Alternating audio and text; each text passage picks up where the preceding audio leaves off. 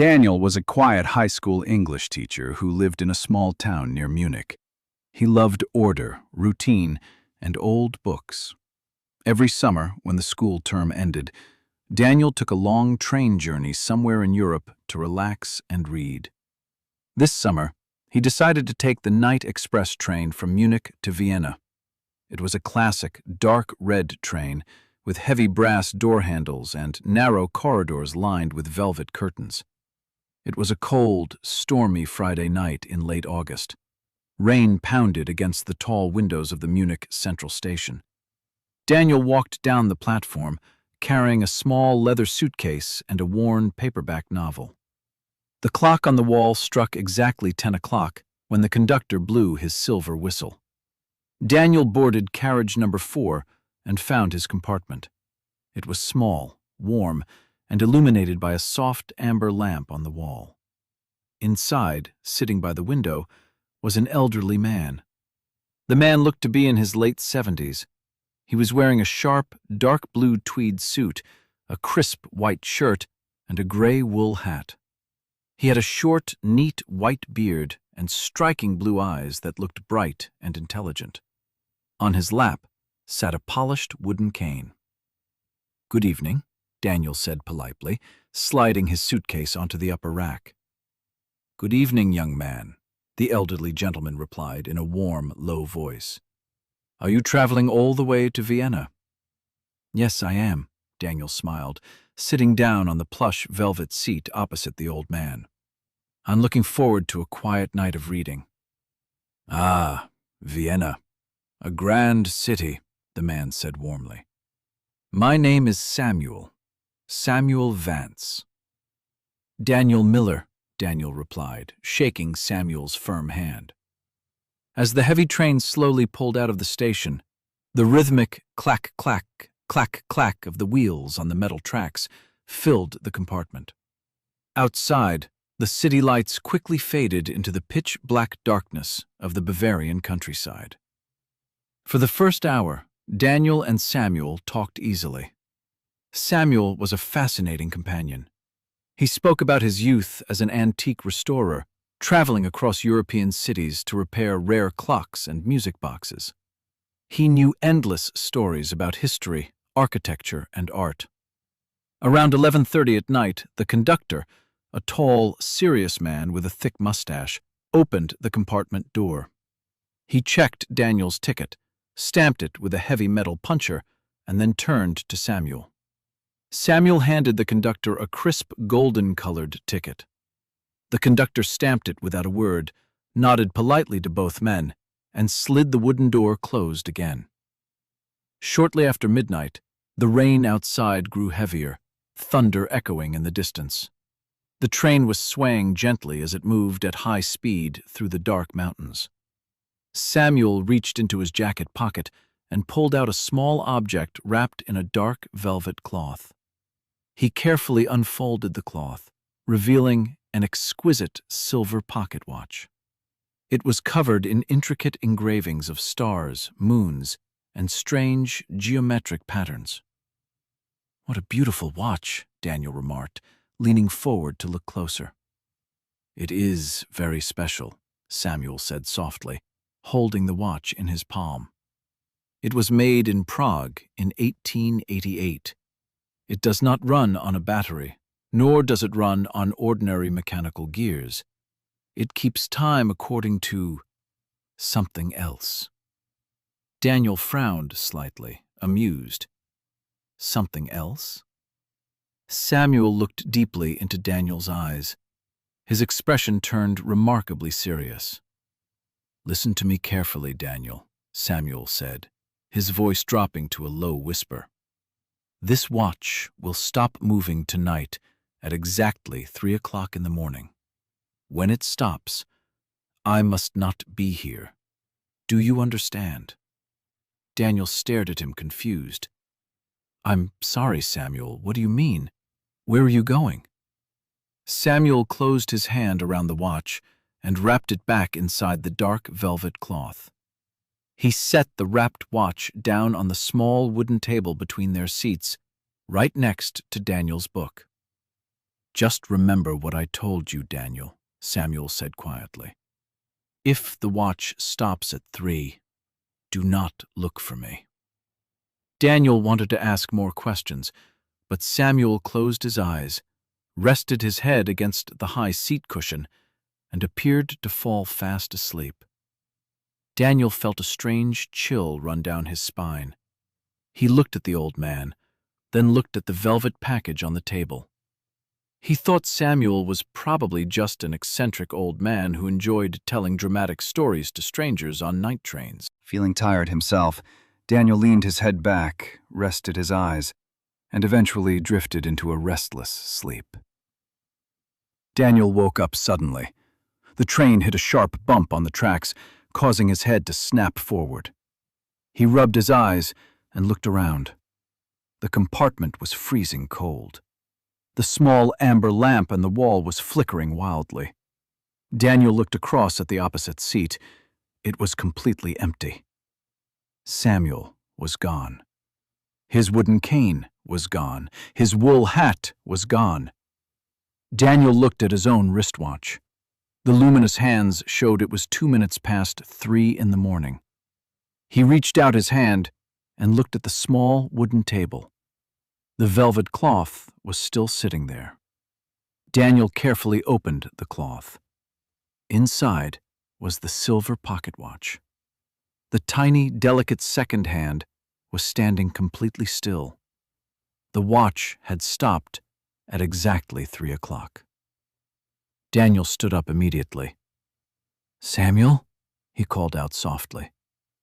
There was no answer, only the roaring sound of the wind and rain outside the train.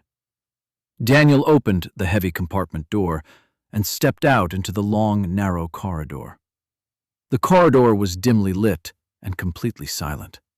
All the other compartment doors were shut tight, their curtains drawn. Daniel walked quickly down carriage number 4, checking through the small glass windows of every compartment. Everyone was asleep. He walked to the end of the carriage, opened the heavy metal connecting door, and entered carriage number 5. It was equally deserted. He walked all the way to the front of the train, checking the restrooms, the dining car, and the luggage compartments. Samuel was nowhere to be found. Feeling a surge of anxiety, Daniel hurried back to carriage 4. Near the conductor's small office desk, he spotted the tall conductor with the thick mustache writing something in a blue logbook. "Excuse me," Daniel said, breathing heavily. "Conductor, I need your help." The conductor looked up slowly, adjusting his glasses. "Yes, sir. What is the problem?" "The gentleman who was sitting in my compartment, carriage 4, compartment B. He's gone," Daniel explained urgently. "An elderly man in a dark blue suit, with a white beard and a cane. Did you see him go to the dining car or the restroom?" The conductor frowned, looking at Daniel with a puzzled expression. "Sir, what gentleman are you talking about?" Daniel stared at him in disbelief. "What do you mean? Samuel, the man sitting right across from me. You checked our tickets together around 11:30. The conductor closed his logbook slowly and shook his head. "Sir, I checked your ticket at 11:30, yes, but you were completely alone in compartment B. In fact, carriage 4 only has 3 passengers tonight, and all of them are in different compartments." "That's impossible!" Daniel shouted, his voice echoing in the quiet corridor. "You took his golden ticket. You stamped it right in front of me."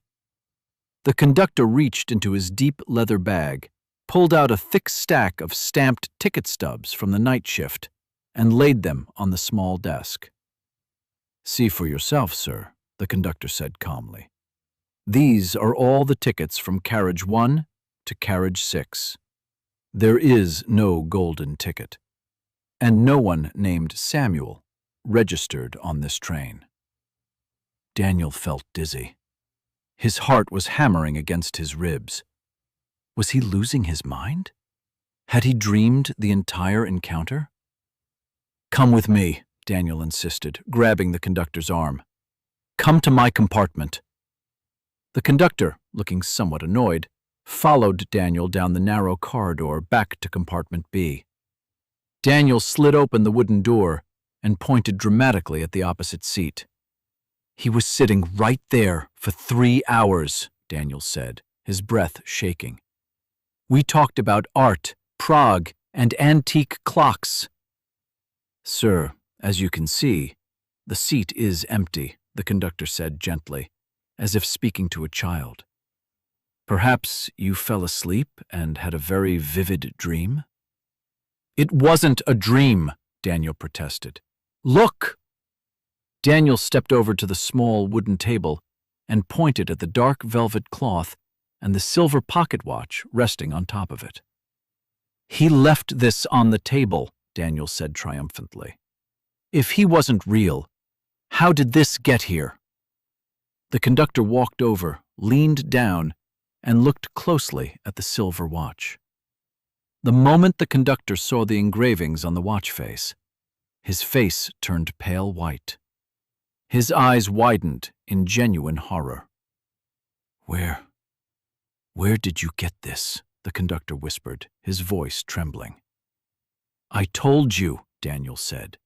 "Samuel left it on the table right before he vanished.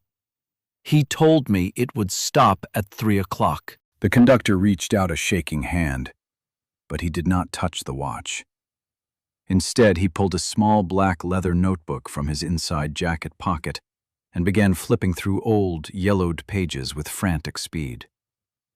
"What is it?" Daniel asked, sensing the conductor's sudden terror. "What's wrong?" The conductor stopped on a page dated August 26th, 1976, exactly 50 years ago. 50 years ago tonight," the conductor stammered, his eyes fixed on the notebook. "The Munich to Vienna express train was traveling through these exact mountains during a violent thunderstorm. Carriage number 4 suffered a sudden, terrible mechanical failure near the river bridge." The conductor looked up at Daniel, his face completely drained of color. "An antique restorer named Samuel Vance was sitting in this exact compartment," the conductor whispered. "He was carrying a priceless Prague pocket watch he had just restored. According to the old accident report, the train derailment happened at 3 o'clock in the morning. Samuel Vance was never found." A heavy silence fell over the small compartment. The cold wind howled outside the window as the train sped through the dark night. Daniel looked down at the silver watch on the wooden table. He picked it up carefully with trembling fingers and turned it over. Engraved on the back of the polished silver casing were 2 lines of text. "To my friend Daniel, thank you for the pleasant conversation." Below the words, the engraving read, "Prague, 1888. Suddenly, the flickering amber lamp on the wall stopped blinking, filling the room with a steady, warm light. Outside the window, the dark storm clouds began to part, revealing a bright silver moon shining down on the quiet tracks ahead. Daniel sat down slowly on the velvet seat. He looked at the stopped watch in his hand, then looked at the empty seat across from him. He took a deep, quiet breath, smiled softly, and placed the silver watch safely inside his coat pocket. The train continued its long journey through the peaceful night, speeding smoothly toward Vienna.